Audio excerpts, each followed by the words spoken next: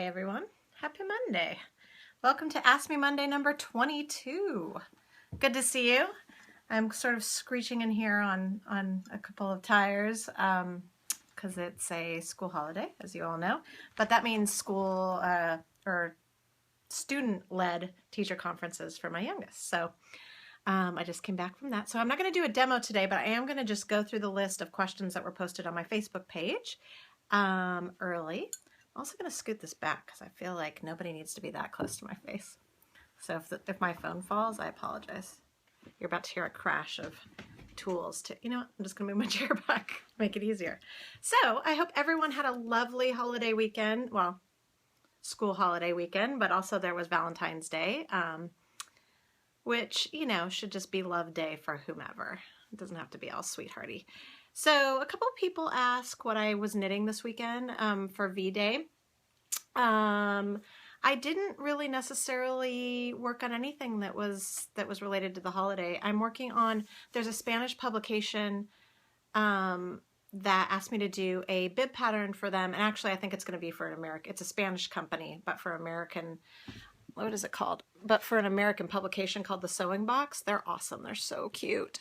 Anyways, they asked me to work on a lime slice bib that's kind of like the watermelon slice bib that I did for Clover over the summer, only they want a crochet version. So I started working on that, and you can see that here. And so I'm working with single crocheted short rows, which I will probably do a video tutorial for at some point when I get caught up. And then before that, I was just posting, for those of you who didn't already see it, I was posting the project that I did for, here you can see it right here, that I did for Clover this week, and I'm super in love with it. Just because it's really nubby, it's got the spring colors, and it's open weave, so it's not crazy hot. But because this yarn, this is Castaway by Knit Collage, because the yarn is really, really bulky. Here, I'll show you what it looks like. I have a hank in a different colorway. Because the yarn is super, super chunky, bulky, you're still going to get that warmth, but you get some nice drape if you do something open weave like this. Plus, it was just really fun to make. This is all treble crochet and half treble crochet, and I just really had fun.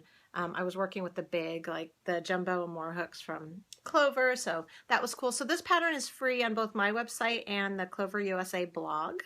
So please, by all means, make it. You can also, I posted about it on my Facebook page too. So if you're interested, please check it out.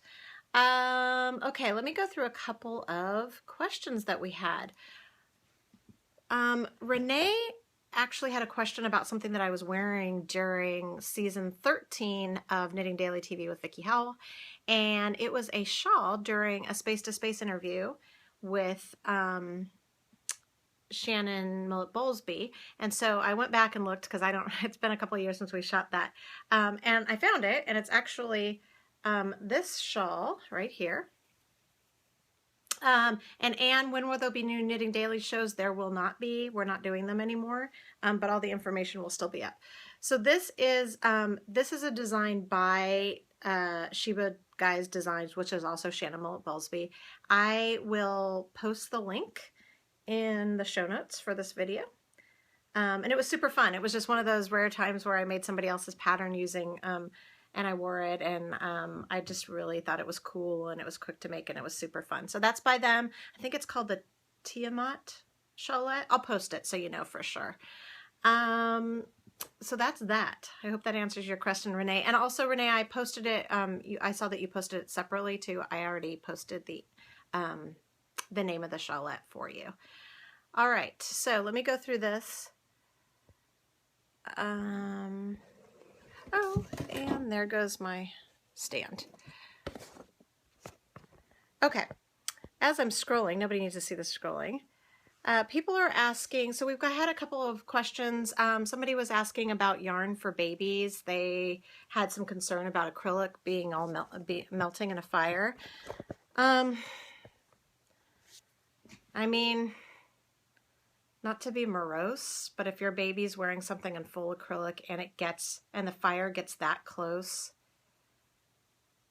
to melt, I'm not sure that baby's going to do well anyway, like if the flames are that. So I don't know if acrylic is more flammable. It's a, you know, it's a petrochemical, so it makes sense that it might be. But, you know, I mean, there's argument to say that cotton can be super flammable too. So I think there's part of me that as a mom of three is just like, you know, take a deep breath, weigh out the options, think about big picture, and think about, you know, likelihood. I still think acrylic is a really decent option if the whole petrochemical thing isn't an issue for people. And it's really not for me. As long as I'm really big, I should just say this. I'm really big on balance. I'm big on, you know, organic foods, but sometimes they're not going to be organic. So if you can just balance it out, like, so there's an equal, if you can tip the scale to being in the way that to being towards the positive, then I think that's great. But I think that stressing out about every single choice, and not to minimize this choice, it's a big deal, but I think I'm really about, you know, picking and choosing, and so your overall bucket seems balanced. So I would say cotton is good. I like, there's some great organic cottons out there. I actually have a cotton acrylic blend that at least for a while is still available, cottonish. I really like it for babies. It's got a really nice lightweight drape, and I have a few garments made out of it that are coming out in my book that will now be out in May. It was supposed to be out in April, but it's been pushed, called We Garter Stitch. And the next knit along that we do for Knit Simple is also going to be using that yarn, and also a baby garment. So that would be my suggestion. And then there's a lot of like alternative fibers that could be interesting for baby. Bamboo blends are interesting. There's milk proteins that are interesting. So you got to find your own comfort level and then go from there. All right, let me see what else there is on Facebook, and then after that I'll address some of the live questions coming in now. We have a question about an I-cord machine not working well, and I need clarification on that to know if, oh, no, it's a hand crank one. Oh, the English knit one. Well, I honestly think that it's easier to knit I-cord just with a couple of needles. But the key with these she's working with the embellish knit tool, but there's a lot of different hand crank tools. I actually prefer either just using needles, or if you're working with like a French knitter or whatever, which is the kind of the equivalent, but without the cranking. But you just use your fingers, you know, or a little tool to go over. I find those actually work better. With the cranking, it's really all about going slow and steady and making sure that you have the right size or the right weight yarn. That's really all the tips I have for that. All right, let's see. We have from Eliza or Elisa. What is a great size needle and type of yarn that's best for teaching an 8-year-old how to knit? So I think that the standard, just great, solid, learn to knit weight of yarn is worsted, which is really probably the yarn that you see most commonly in craft stores.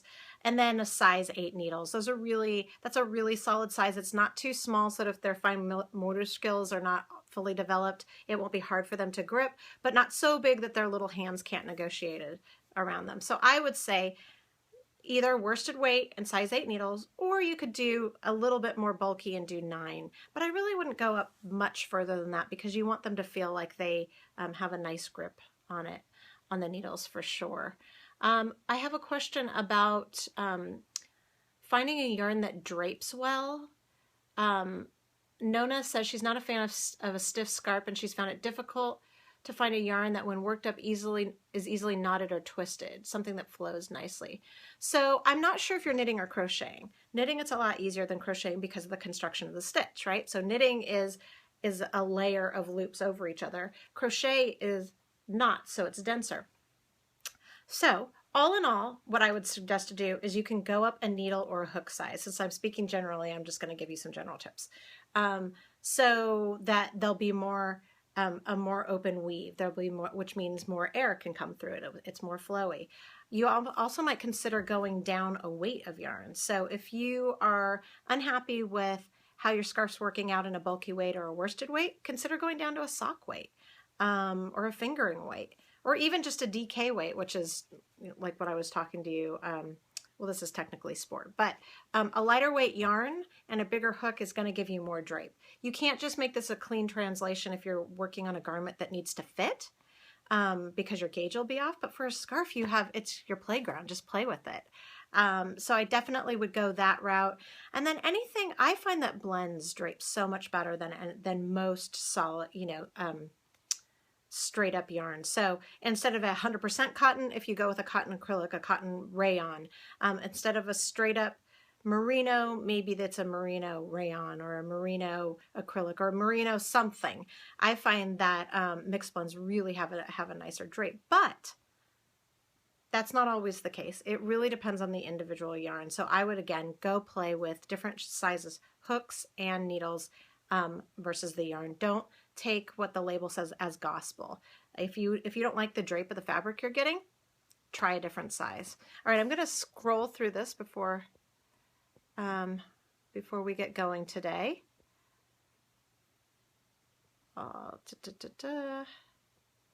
So Susan says 80% cotton, 20% wool is great for baby clothes too. Yeah, that sounds good to me too.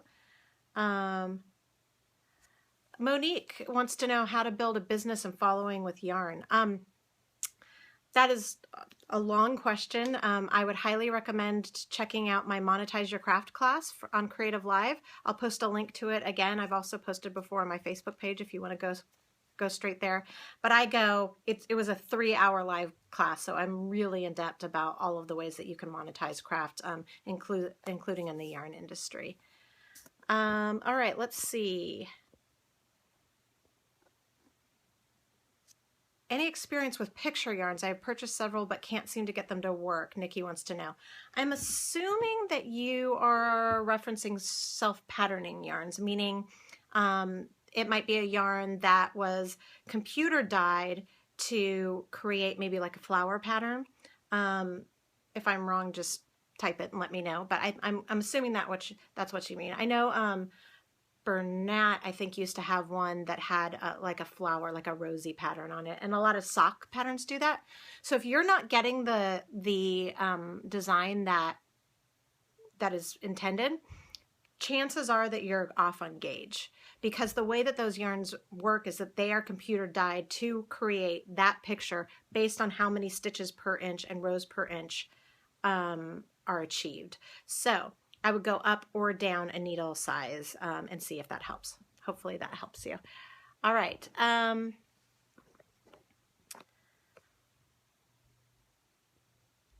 When crocheting, Yixel wants to know, when crocheting granny squares, how do you continue the next round when you do not change the yarn color? So I have 2 answers to that. First, you would just join it with a slip stitch, and then you would begin the chain for whatever. If you're working on a granny square, it's probably double crochet to get started, but it could be triple crochet or it could be half double. So you would just do the chain 3 or the chain 2 or whatever the chart or the instructions call for. I actually, though, if you're interested, I have a new course up also for Creative Live called Crochet Maker 102, and I go through step by step how to make a granny square. And then as part of the bonus materials when you get the course is a cool little tote bag, which I had up here. I don't know what I did with it. A cool tote bag making granny squares. So hopefully, if my first answer didn't answer your question, hopefully you'll check out that course. Emily wants to know if there's any tips for swapping out wool for another fiber when dealing with wool alpaca allergies.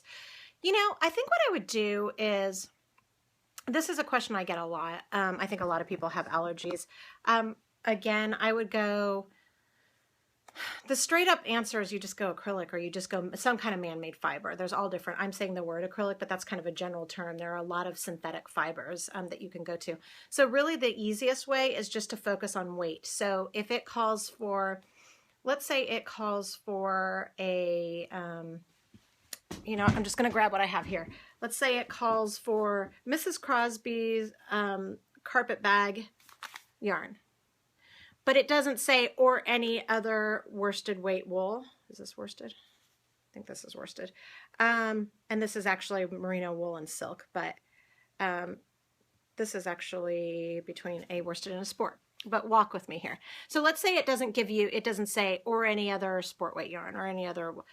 Well, what I would do is I would Google that brand and I would look and see what weight it is or what the gauge is. If it doesn't say sport weight or, you know, worsted weight, or if it doesn't have the number system, all yarns weights are based on a universal number system. And you can go to yarnstandards.com to see that number system. It's, you know, a 1 would be a really, really fine yarn. A 7 would be like a big mamma jamma, like huge yarn.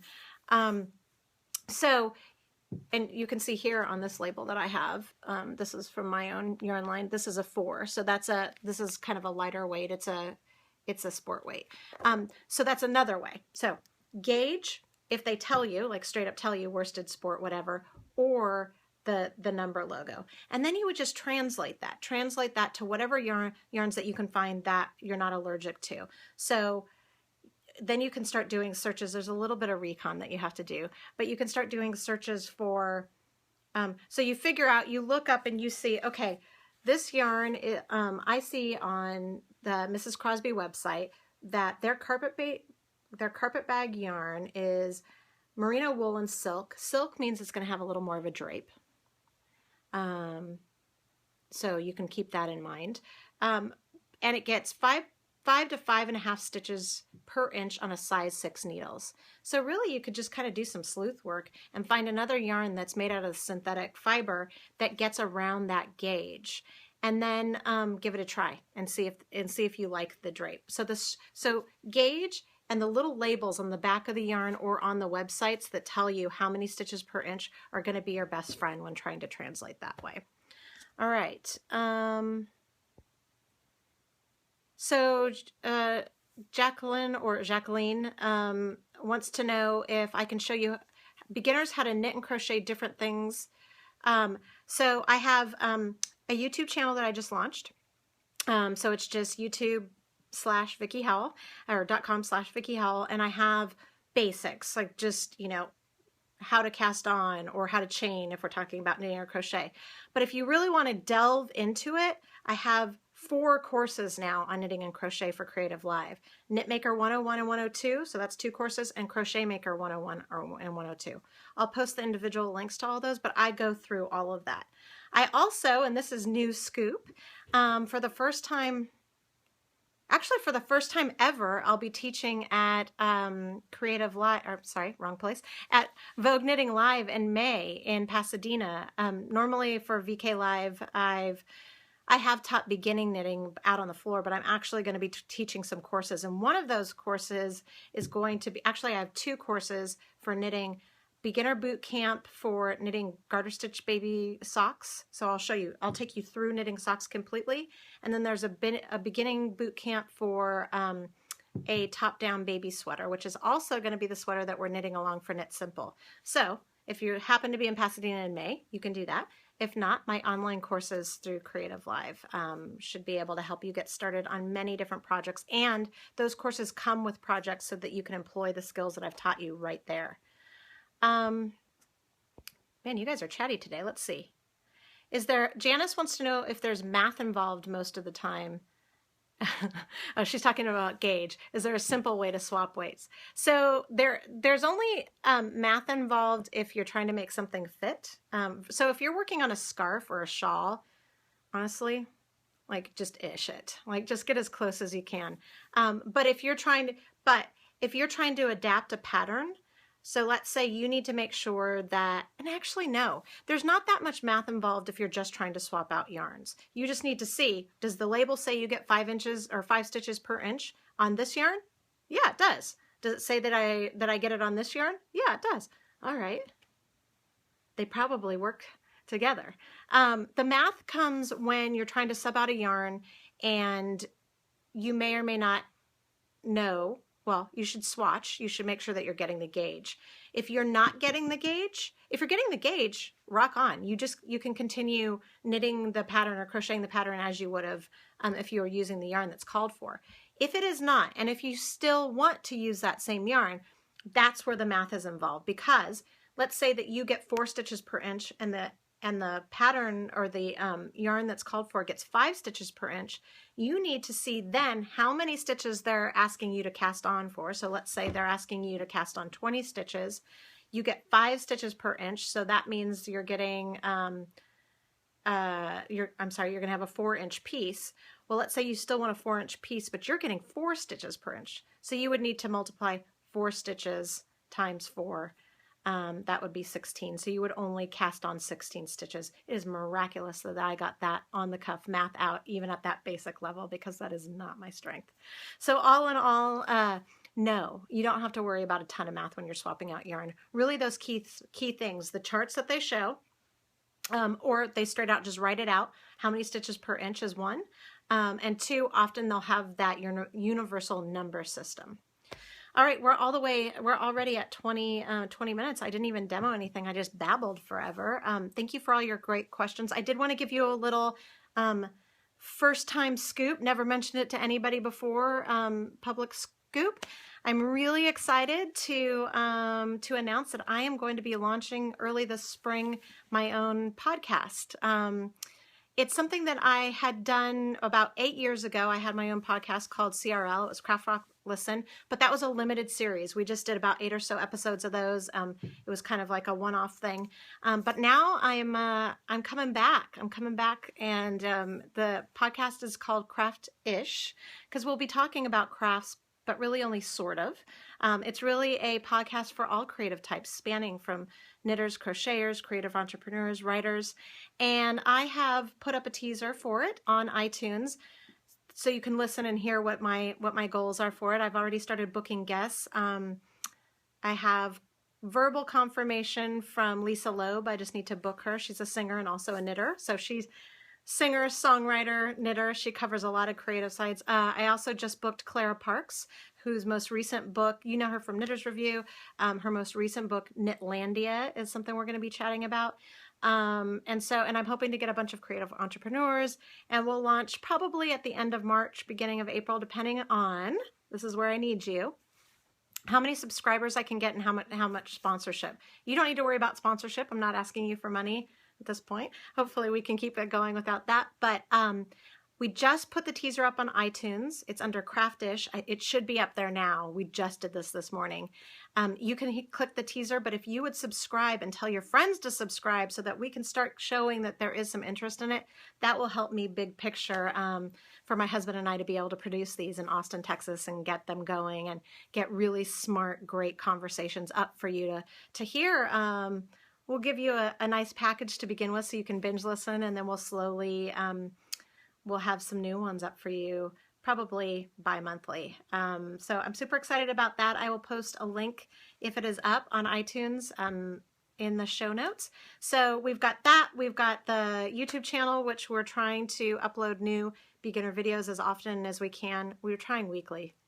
It may be bi-monthly right now. I've got those new courses up. I'm prepping to do some more online courses and some more live courses. So that's happening. And of course, if you haven't gotten this pattern already from the Clover blog or my website, please do that. And I think that's all I have to say today. So thanks again for being here. As always, it's lovely getting to spend this time with you every week. And I will see you next week on Ask Me Monday. Bye.